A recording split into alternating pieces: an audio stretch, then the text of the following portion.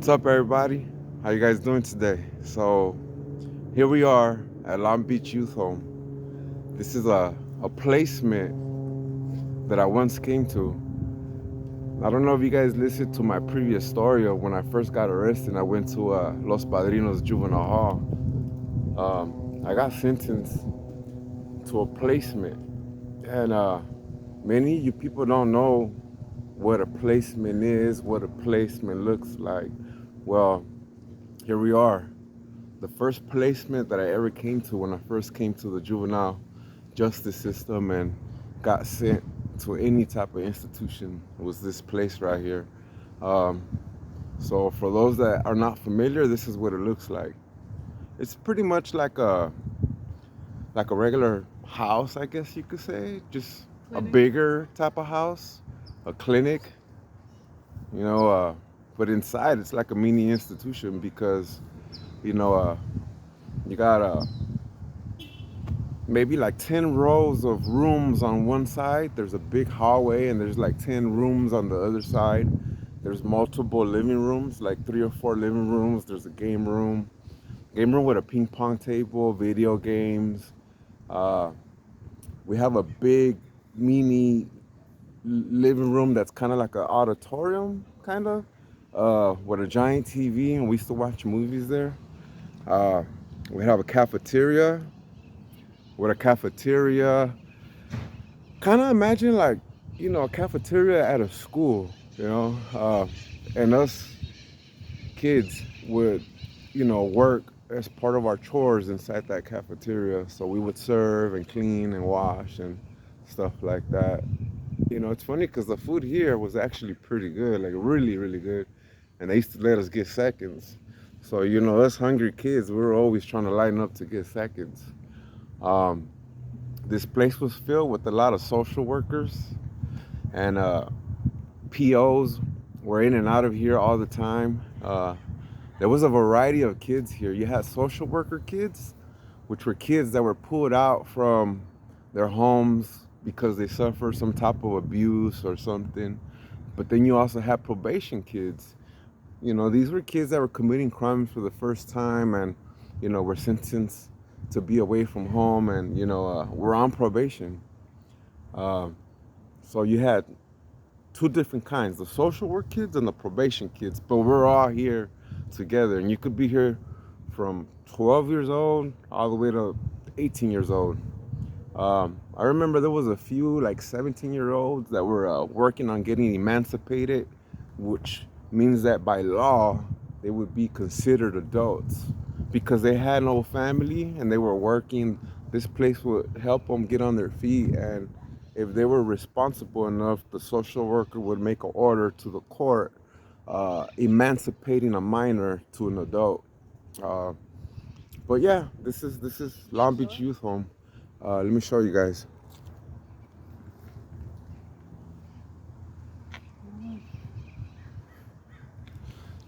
Yeah, so this is the basketball court. We used to play basketball here. We used to play right here in the grass area. It's funny because they closed this door right there by one of them trees where the wall's at. There was a door that connected to a parking structure over there, and there was a 2-story building back there, and that's where our school would be. So we would come out to this little door on the side and, go to school to that adjacent building over there. I wish I could show you guys, but I really can't walk over there. But that's where we will go to school. So it was just a building right next door. Um, I remember when I got here, they told me that I couldn't pass beyond that brick wall. So where this pole's at and when that little wall's at, because if we pass that, then it would be considered AWOL. AWOL means an escape. As you can see back here, it's a pretty long driveway. I mean, there's a building back there, and that used to be like the arts and crafts building. These rooms here were where the social workers would have their one-on-one counseling sessions with the minors, as they would call us.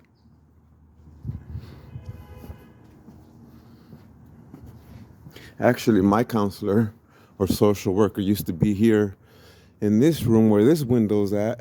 Um, and her name was Mrs. Khan. I remember her husband used to work here too, so it was Mr. Khan and Mrs. Khan. This area generally was considered like the staff area, so we couldn't really be right here. Um, there used to be a double door here, and this was the entrance. That's a room. I think this is a room here too. Whenever I could see in here, yep. This is it, look. You guys could see this was a room for the kids. It's exactly what it was, a room for the kids.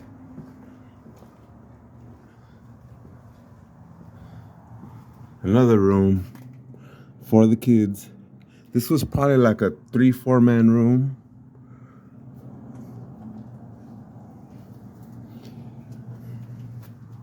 Generally, there was three or four kids to a room.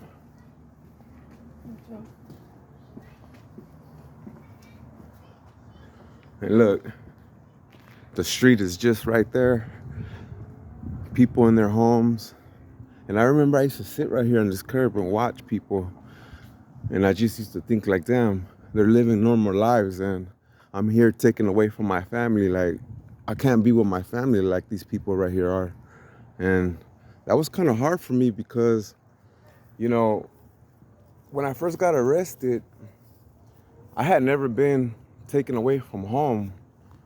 That was my first time ever being taken away from home. Prior to my incarceration at 12, 13 years old, I would go to middle school and I remember I used to play sports. I used to play baseball.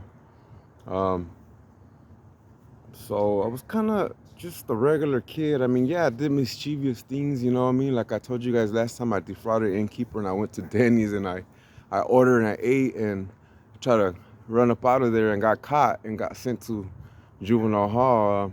So, I mean, but that's just a kid being a kid. I mean, you know, I wasn't, you know, trying to commit no crime or nothing like that. You know, I wasn't trying to hurt nobody. Uh, so, yeah, I got arrested and got sent to juvenile hall, and the judge sentenced me to a placement. This is where I came.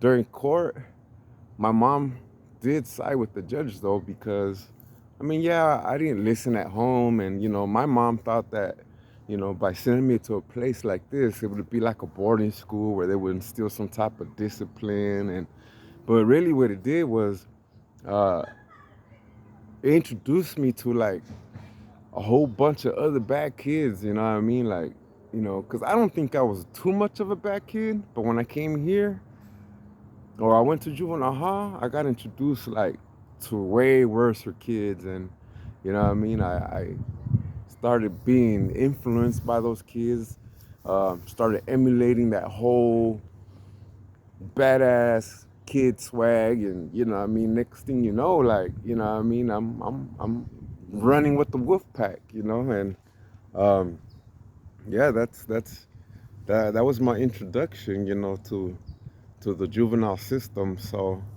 um, you know, back then all those kids, man, like, you know, gangbanging was, you know, in the 90s, and so like back then, you know, it was nothing but a bunch of like knucklehead kids, you know.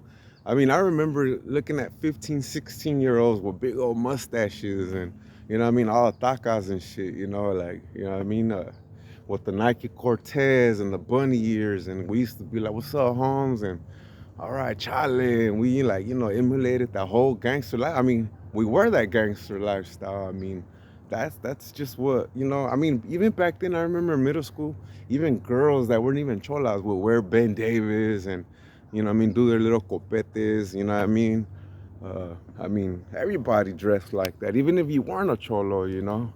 It was just uh, major influence, you know. But yeah, so back to the story. So look, yeah, I came here to Long Beach Youth Home for the first time, and when I got sentenced to, you know, go to this placement, I didn't know what placement I was gonna go to back then. there was places, there was placements everywhere. I mean, all throughout LA County, and I'm sure in other counties as well. Um, Optimus, Optimus something. I remember Long Beach Youth Home, Dorothy Kirby. I mean, there was so many other placements, and it seems like every kid that I bumped into in juvenile hall had already been to a placement. So I mean, it was just the norm. So I waited in juvenile hall. Social worker came and she interviewed me. I guess that's just a formality. So, once she interviewed me, like 2 weeks later, they came in and got me. And I remember this lady, this DPO social worker lady, came to the juvenile hall and she picked me up. And I remember driving on the freeway, coming to this placement. She was telling me, yeah, you're gonna like it. A lot of kids your age, we have all these programs, and she gave me the whole little rundown. I remember being nervous and scared, and at the same time, like at this point, like I'm missing my family. Like, I'm a 12, 13-year-old kid. I've never in my life been away from my family. So like I remember in my heart, like I had this deep yearning, like man, like I miss my family, I miss my little brother, like I miss my friends. I remember I had a little girlfriend back then, like, and I was barely falling in love for the first time, and like, like I wanted to see her, like, it was, back then I was still barely getting my first kiss, like, so it was just, yeah, I mean, being taken away from my comfort and my environment, getting placed in a place like this. So, anyways, I come here, and remember they gave me a counselor or a social worker. Uh, we call, once they assign you a counselor, they're social workers.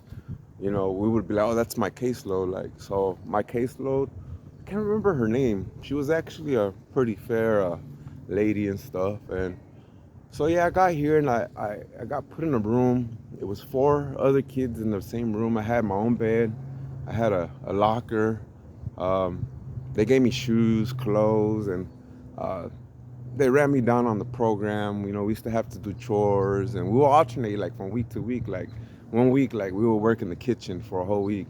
The next week we'll do chores, and some of the chores were like, sweeping, mopping, vacuuming, doing the grass area, coming out here sweeping, uh, trimming some of the grass, just chores. So aside from that, we would go to school, and every day, Monday through Friday, we would have group at 3:30. We would meet at 3:30 for 2 hours, and they had like about three or four living room areas, um, and we would have group. We'll sit in a circle, uh, and so every social worker had a caseload of maybe like about 10 kids.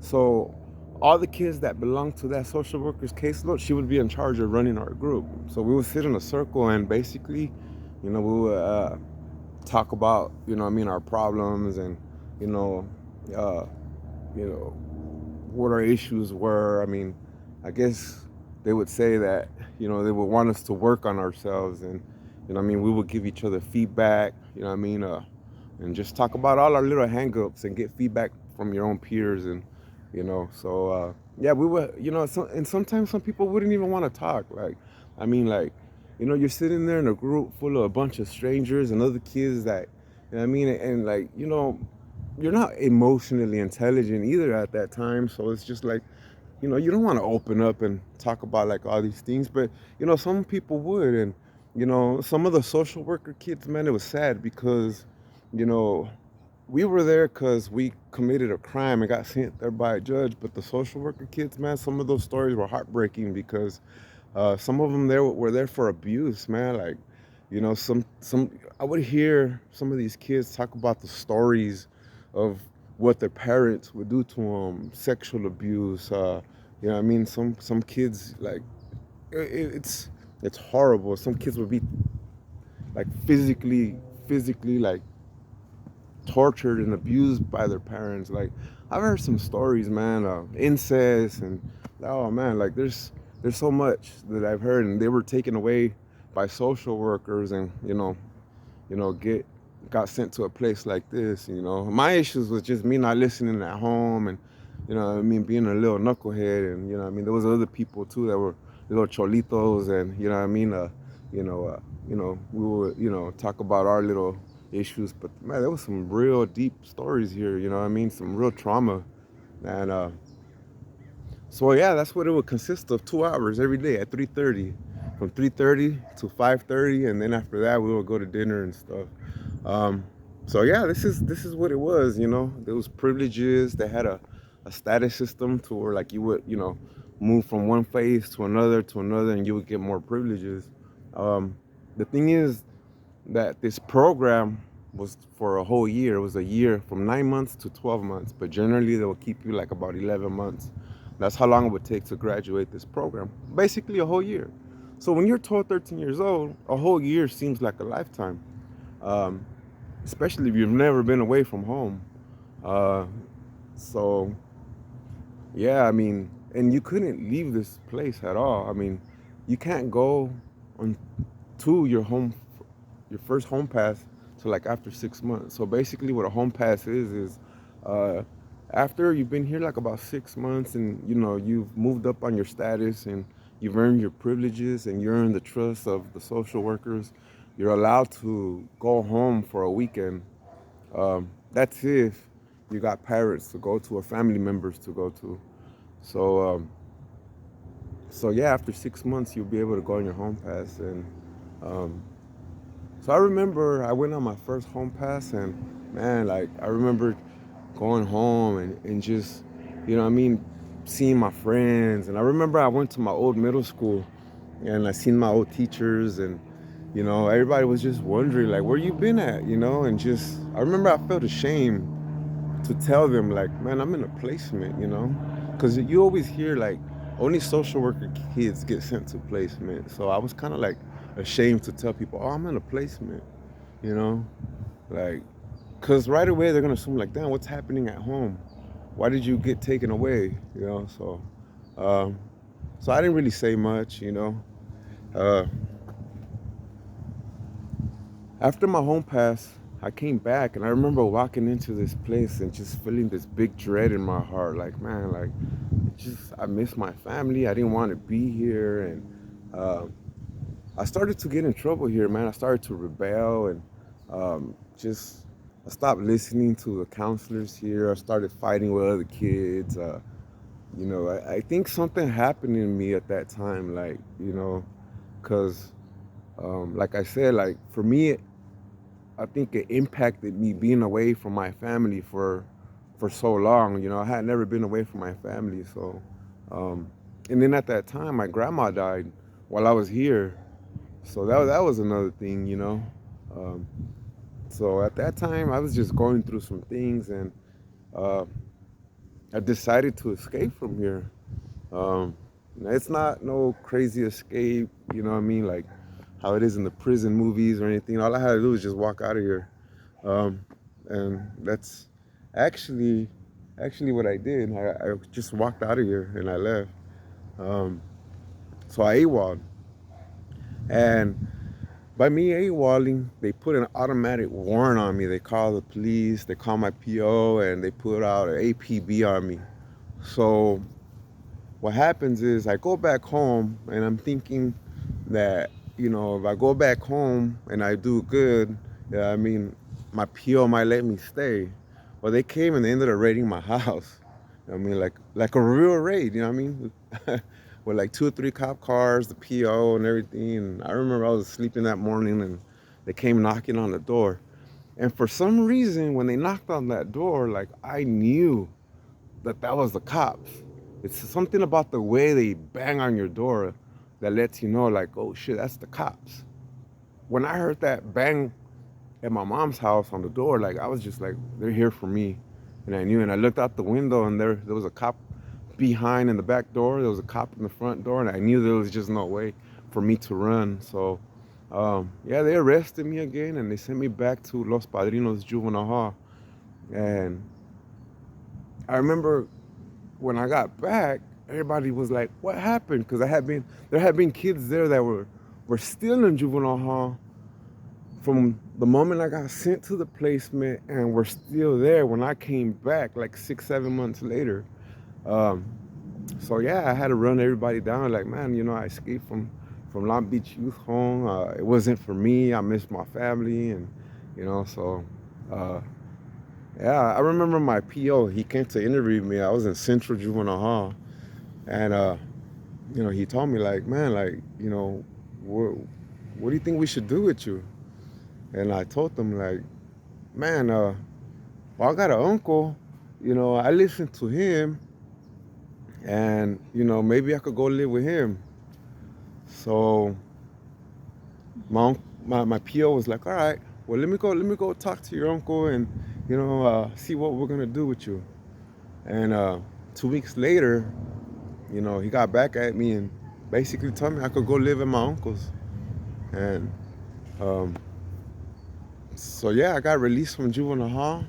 I went with my uncle, and I remember I came back after I was released from juvenile hall with my uncle. And the reason I came back was to pick up my property. So, I pull up right here in this little dead end, and I go in and I grab my property, and I see everybody else that was still here, all the kids that I had made friends with, and they're like, what happened? And I'm like, man, I escaped and they let me go home. So, yeah, but that was one story. So I hope you guys enjoyed my little placement story. So next time, I'll talk about how it was when I got incarcerated again, and uh, the way everything played out when I went to camp for the very first time. As I make these videos, I'm gonna progress in my stories as far as my life, like starting when I first got arrested, the first institution I went to, the first camp I went to, the next camp I went to, YA, county jail, prison, and just work my way up. So I got more stories coming. But in the meantime, you guys enjoy your day, and nice talking to you guys.